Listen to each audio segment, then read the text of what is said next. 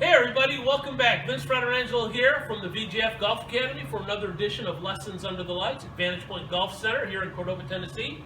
Today we're going to talk about weight transfer and how to create a good weight transfer. For those of you who aren't quite sure what weight transfer is taking the body weight, which is basically even meaning 50 and 50, 50% weight on the front, 50 on the back, 50 on the front, getting the weight back and then getting the weight through, and using that weight transfer to help you create distance. Because a lot of people come through the golf school, and I'll tell you, 99% of the people are looking for more distance. One of the ways you can do that, a good weight transfer. Let's talk about how we can create weight transfer. There's basically two ways that we can do this. One is kind of old school. One is where we use the legs a little bit more. So this is going to be more of a Jack Nicklaus and Arnold Palmer, where they would use their legs a little bit more to get their weight back, get the weight through. So let's talk about that. So in a weight transfer, when you use your lower body a little bit more, using the legs, as the swing starts to go back, the left knee kind of kicks off to the right. So you're going to get a little knee flex, getting the weight back, okay?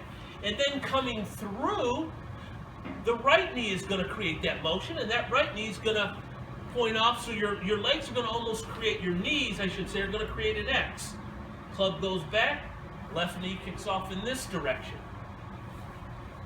Club comes through, right knee kicks off in this direction. So it kind of creates almost an X. And that use of the legs helps the weight to get back and to get through to your good finished position. So that's a good way to create weight transfer in the golf swing, using the legs, letting the legs kick the weight back and then kick the weight through. The second way isn't really so much of a weight transfer, but again, it's taking the power of the golf swing and dispersing it into the shot. So what you see with a lot of more of the modern day golfers is you're not going to see a lot of leg motion. You're going to see a lot of it done in the trunk, in this part of the body right here, in the core. As the club goes back, there's not really a whole lot of leg motion, but it's all done in this area. So it's more of a coil.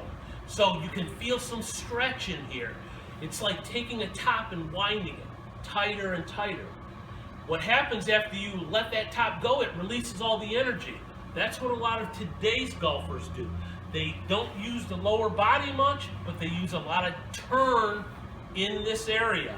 And then, of course, when they start back, they uncoil that and create a good finished position.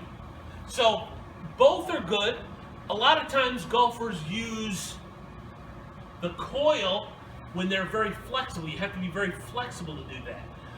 Golfers that aren't as flexible tend to sometimes use more of the leg motion. And when you are doing that motion, using the legs, don't be afraid to let the head move a little bit. Nothing wrong with letting the head move off the ball a little bit to help you get that weight back.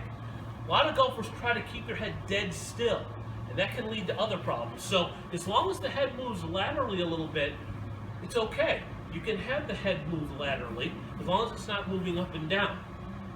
So again, we have one weight transfer where we use the lower body, left knee, right knee, finish. And then the second type is where we don't use much lower body. We use more of the core. Coil, uncoil.